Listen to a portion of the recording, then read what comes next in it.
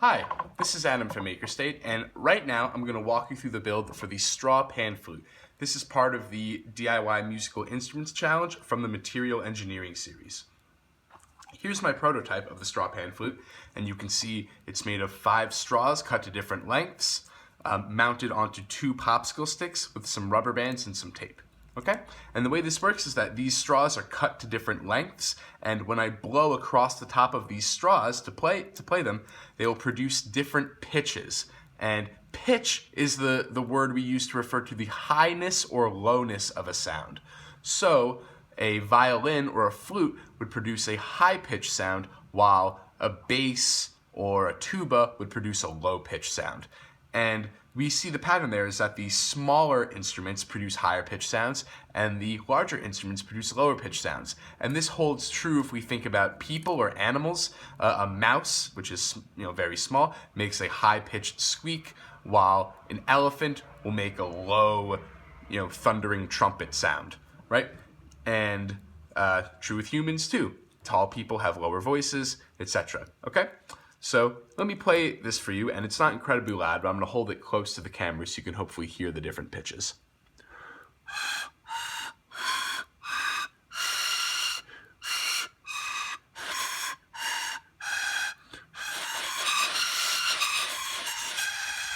Okay, so hopefully you could hear me playing the different pitches there, and I started with the longest straw, which produced the lowest pitch sound, and worked up to the short straw, which created the high pitch sound. Okay? And now we're going to talk about how to build one. So we're using 5 straws, 2 popsicle sticks, 4 rubber bands, and rubber bands that have a flat side on them preferably will make it easier, a little bit of tape, and then you need a marker, scissors, and this straw cutting key, which you can print out on the STEM Collab. Okay? So to get started, I'm going to take my straws and I'm going to mark them with my marker and then cut them to the appropriate lengths once I mark them. So I'm going to mark 1, 2, let's do them in color order, 1, 2, 3, 4, and 5. And you could do this with more if you wanted to, but I find 5 works nicely to be held in this arrangement here.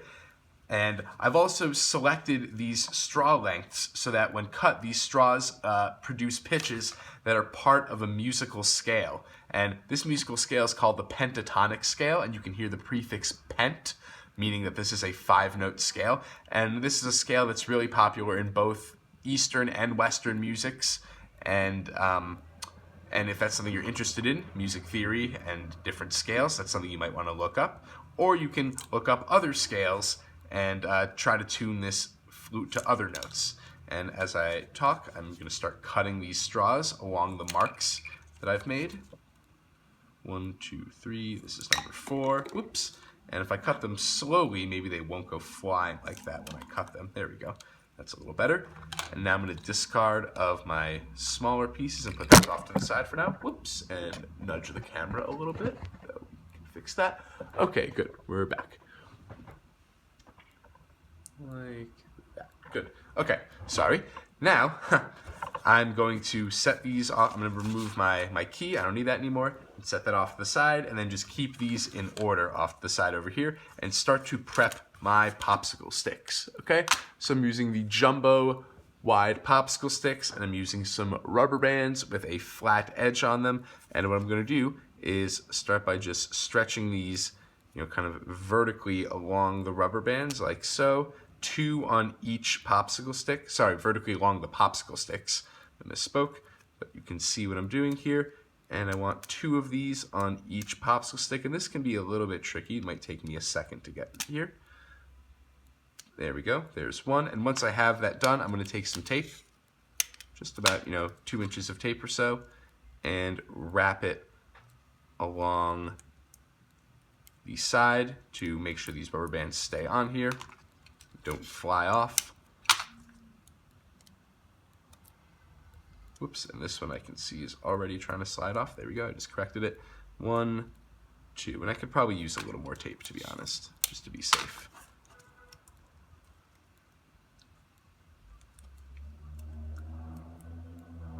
There we go. Okay, so now we've both sides taped up. I'm gonna do the same thing with the other popsicle stick and my other 2 rubber bands. Oops. Let's pinch that up there and bring this bottom half around. There we go. And same thing with the other one.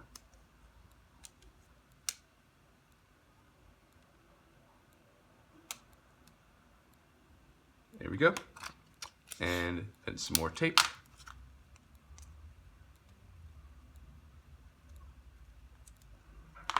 One.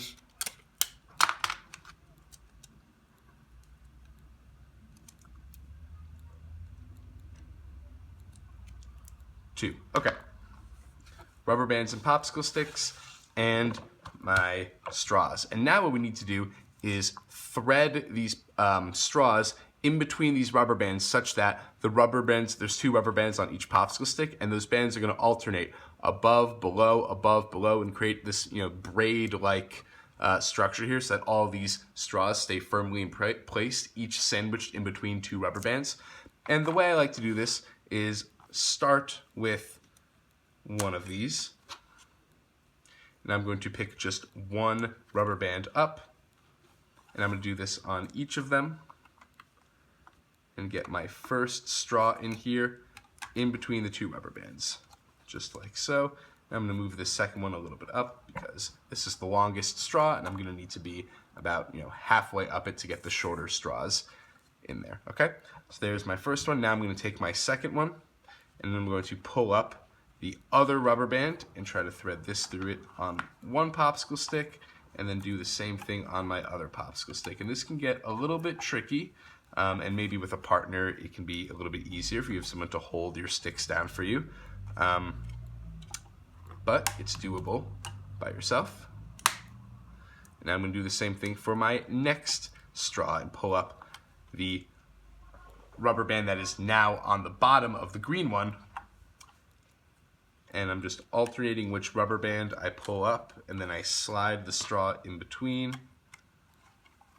and get it situated, and then kind of pull it towards the others like so they all come this way.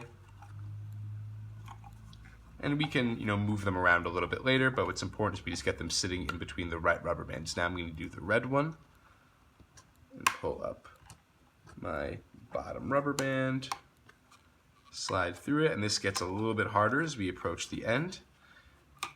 Push down on that rubber band, and now my final one, and this one will be pretty difficult. First, I'm just going to pull all of these straws closer to me over here, so I have more space to lift up this other rubber band for this small straw. Get it through one end, and finally through the other end, and there we go. And maybe there's other, orders or ways to get these straws in here that might be a little easier, but this method has worked for me, though I encourage you to experiment. And now I've basically got all my straws in place, and now I can, try to space them out evenly and try to get it so all the tops line up and things like that. And I'm going to pull this, sideways a little bit to get it nice and diagonal with them. Cool. Now if I flip this over, I have my straw pan flute pretty much completed. Okay, and let's try playing these straws to see how they sound.